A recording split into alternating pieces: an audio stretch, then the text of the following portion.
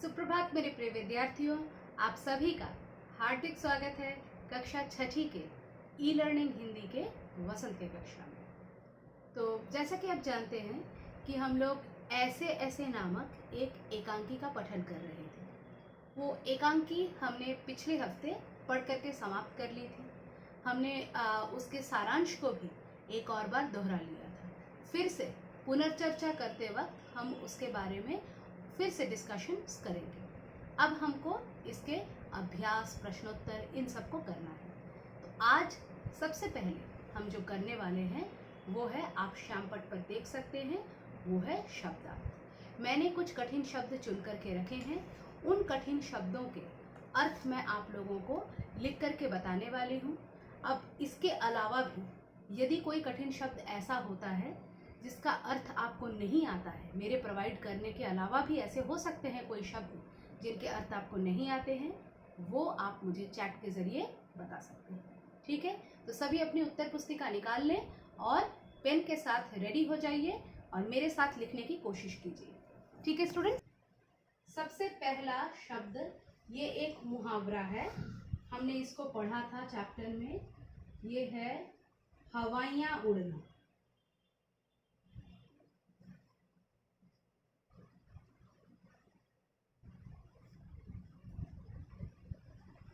हवाइयाँ उड़ने का अर्थ होता है स्टूडेंट्स घबराना। जब भी हम किसी सिचुएशन में घबरा जाते हैं तब हम कहते हैं कि देखो उसके चेहरे की हवाइयाँ उड़ गई। ठीक है, नेक्स्ट है,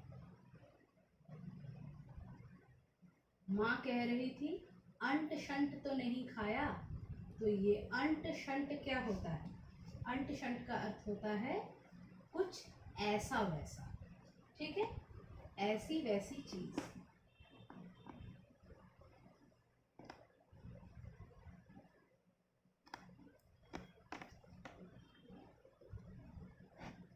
ऐसी वैसी चीज। ठीक है, चलिए नेक्स्ट है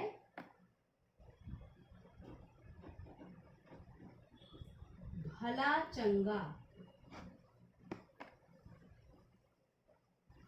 कहाँ प्रयोग हुआ है चैप्टर में याद आ रहा है ना? मोहन भला चंगा तो घर से निकला था, याद है? तो भला चंगा मतलब स्वस्थ।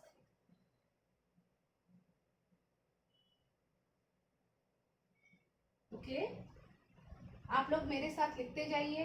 यदि स्पीड में दिक्कत हो रहा है तो वीडियो पॉज करके भी लिख सकते हैं। ठीक है ना? उसके बाद लिखिए, ये भी एक मुहावरा है, चेहरा सफेद होना। यहाँ एक चीज गौर कीजिए, मैंने फ के नीचे नुक्ता लगाया है। यहाँ ज के नीचे लगाया था, वो मैंने आपको बताया नहीं क्योंकि कक्षा छठी में ये आप जानते हैं। लेकिन फ के नीचे भी नुक्ता होता है क्योंकि यहाँ पर फ को फ बोला जा रहा है, फ नहीं बोला जा रहा है। ठीक है, तो ये बात ध्यान में रखना है। चेहरा सफेद होना यानी क्या? बहुत परेशान हो जाना, परेशान होना। ठीक है,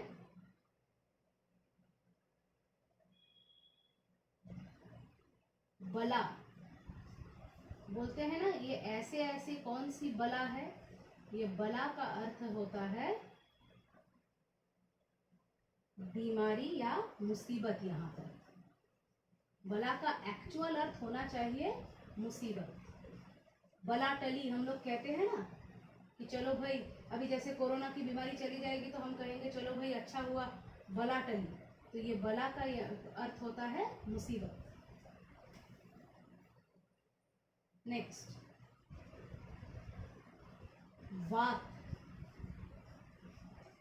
बात नहीं है, वात है। ठीक है, ये वात क्या है? ये वायु है। लेकिन इस चैप्टर में ये शरीर में जो रहने वाली वायु है उसके लिए चिन्हित किया गया है। इस चैप्टर में ये वायु शरीर के अंदर वाली वायु है, लेकिन वात शब्द का एक्चुअल अर्थ होता है वायु। वात यानी हवा। उसके बाद है गुलजार, ये भी अरबी फारसी का शब्द है गुलजार। ये वात संस्कृत का शब्द है, तत्सम शब्द है। और गुलजार जो है विदेशी शब्द है, अरबी फारसी का शब्द है। गुलजार होना या गुलजार यानी चहल पहल वाला।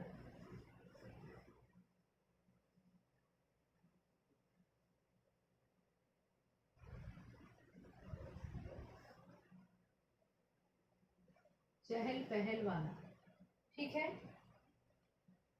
उसके बाद ये भी मुहावरा है,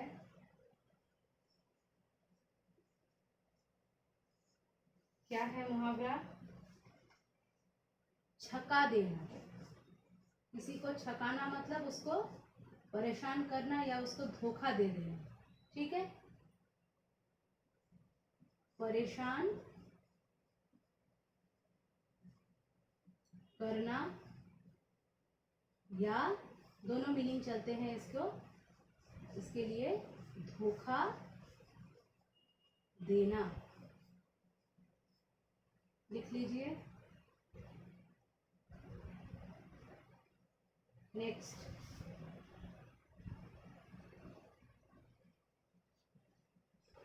जान निकलना।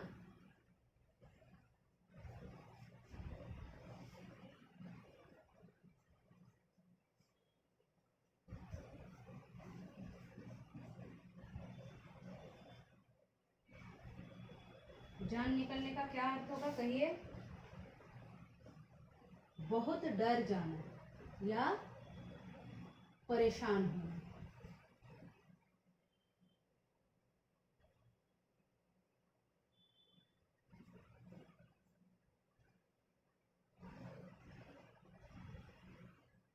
ठीक है, चलिए मैं ऊपर के कुछ मिटा देती हूँ।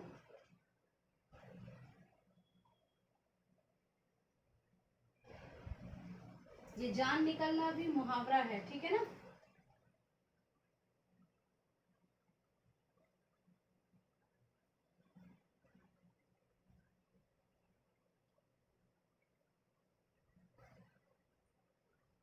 आखिर में माँ क्या कहती है? अरे मोहन, तेरे पेट में तो बहुत बड़ी दाढ़ी है। तो यही बात, पेट में दाढ़ी होना,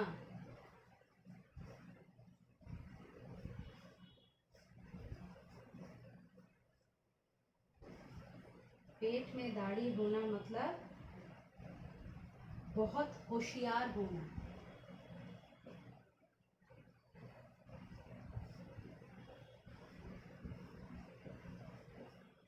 बहुत होशियार होना, ठीक है। नेक्स्ट कीजिए।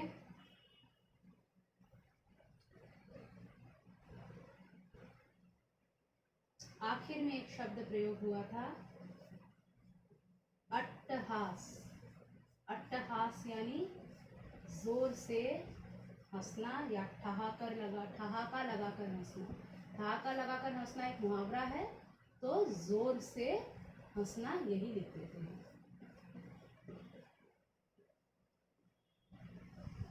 चलिए ये लिख करके समाप्त कीजिए। देख लीजिए क्या लिखा है, अच्छे से नोट डाउन कर लीजिए। तो स्टूडेंट्स, आज की कक्षा में बस इतना ही। फिर मिलते हैं, धन्यवाद।